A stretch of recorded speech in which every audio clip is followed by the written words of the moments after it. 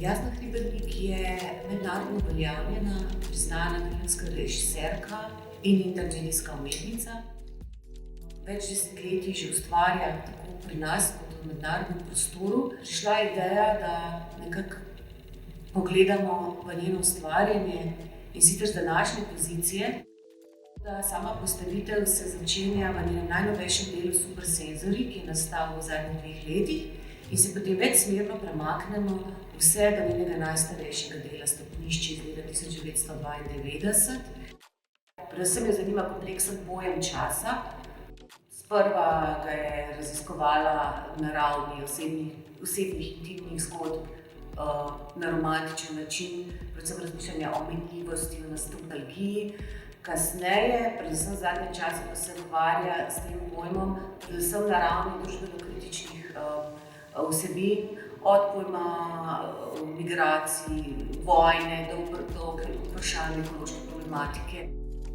Po Derridaju obstajata 2 prihodnosti, futur in l'avenir.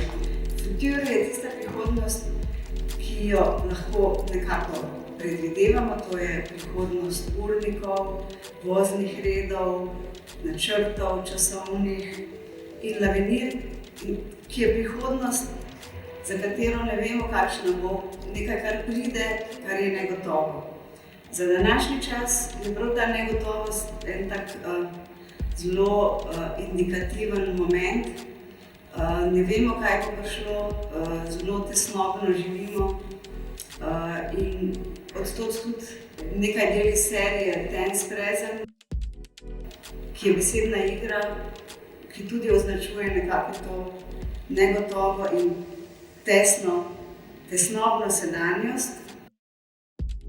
In pa recimo Blade Runner, Krvotek, ki govori o zelo, zelo veliki možnosti vojne.